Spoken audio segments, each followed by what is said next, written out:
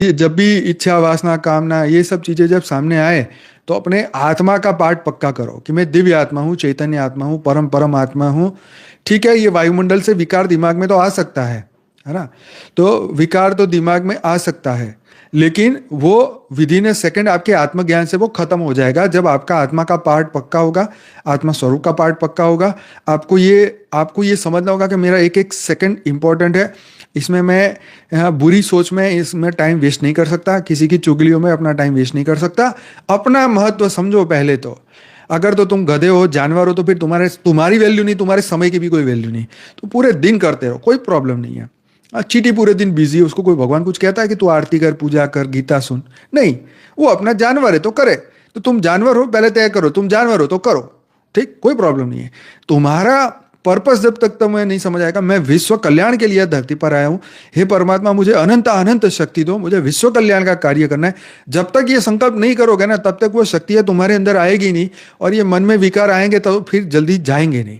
तो इसीलिए तुम्हें ये संकल्प शक्ति पक्की बनानी पड़ेगी। दिन में 5-10 हज़ार बार ये संकल्प करो, और फिर देखो ये तुम्हारा काम, क्रोध, लोभ, मोह, अहंकार कितना तुम पे काम करता है। देख लो, ट्राई करके देखो।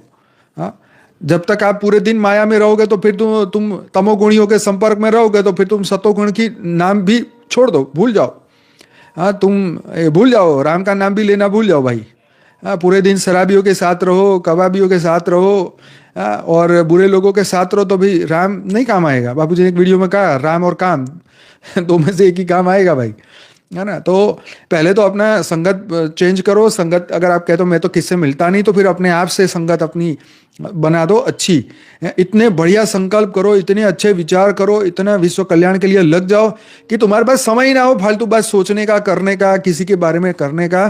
तभी तुम्हारा सही समय सफल होगा, और तभी तुम्हारा मन बदलेगा, अंतःकरण बदलेगा, और फिर मन में विकार आएगा तो विद इन ए सेकंड चला जाएगा। फिर अंदर से एक आवाज आएगी, अरे मैं तो ऐसा बंदा नहीं हूं, मैं तो ना कामी हूं, ना क्रोधी हूं, ना लोभी हूं, ना मोही हूं।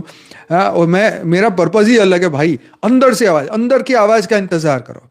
ठीक है, अब तुम अंदर इनपुट ही रॉ मटेरियल ही गलत डालोगे तो फिर फाइनल प्रोडक्ट तो खराबी आने वाली है। इसमें तो कोई तुम्हारी मदद नहीं कर सकता, भगवान भी नहीं कर सकता है।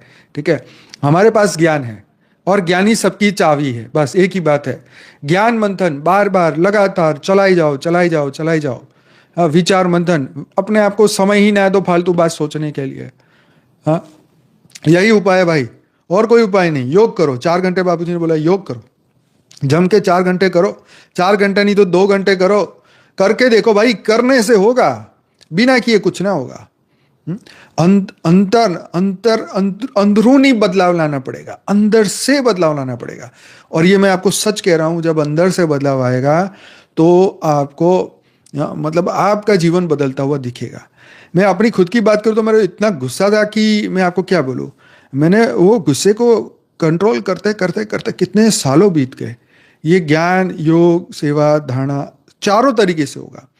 आपको समय भी लगाना है, सेवा भी करनी है, योग भी करनी है, धारणा भी करनी है, और इस जीवन में अप्लाई भी करना है। और करोगे तो होगा, नहीं करोगे तो नहीं होगा। बातें करने से कुछ नहीं होगा, बातें सुनने से कुछ नहीं होगा। करना पड़ेगा, अपने मन को समझाना पड़ेगा, सुधारना पड़ेगा। गलती हो गई तो कोई बात नहीं, अपने आप को माफ करो और दोबारा से संकल्प करो कि अब ये नहीं होगा। और इससे बढ़िया महान संकल्प करो कि नहीं, अब मैं विश्व कल्याण के लिए सोचूंगा, मैं विश्व कल्याण के लिए जीऊंगा, विश्व कल्याण के लिए करूंगा। जिस दिन ये भावना बढ़ती जाएगी, बढ़ती जाएगी, बढ़ती जाएगी ना, फिर विकार भी तुम्हारे भीतर नहीं प्रवेश करेंगे।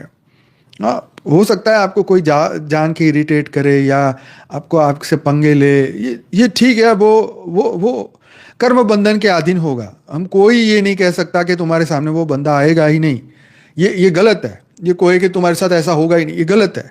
किसी का प्रारब्ध कोई नहीं जानता, किसी के कर्म बंधन कोई नहीं जानता। आज मैं नॉर्थ कोरिया में चला जाऊं तो क्या मैं वहां बैठ के मैं अपना राम का नाम ले सकता हूं, या मैं अपना योग, ज्ञान योग कर सकता हूं? क्योंकि अब मैं उनके चंगुल में आ चुका हूं, मैं वहां फंस चुका हूं। तो फिर वहां पे मेरी फ्री विल नहीं चलेगी, वहां तो उन्हीं की विल मेरे ऊपर चलेगी, चाहे मैं योगी हूं, ज्ञानी हूं, या कोई भी हूं। अब तुम उनकी फ्री विल को मैं समझ लूँ कि अब मैं जेल में आ गया हूं, मैं क्या करूं? तो भाई अब क्या हो गया, फंस गया बकरा जाल में, और क्या होगा? शेर आके खाएगा, और क्या होएगा? तो वही हो गई, डब्बे में आ गई बकरी, अब तो फंस गई है। तो ऐसे ही शुक्र है तुम्हारा जन्म भारत में हुआ, जहां तुम्हारे पास आज भी फ्री विल है। वहां के लोगों के बारे में सोच के देखो कि वो लोग वहाँ वहाँ पे कितने दुखी लोग रहते होंगे, चाहे साउथ कोरिया हो, चाहे नॉर्थ कोरिया हो, चाहे दुनिया के ऐसे कितने देश हैं जहाँ पर हर जीव का बुरा हालत है। एक गाय भी दिख जाए तो बेचारे को पकड़ के काट के खा जाए, ऐसे लोग हैं।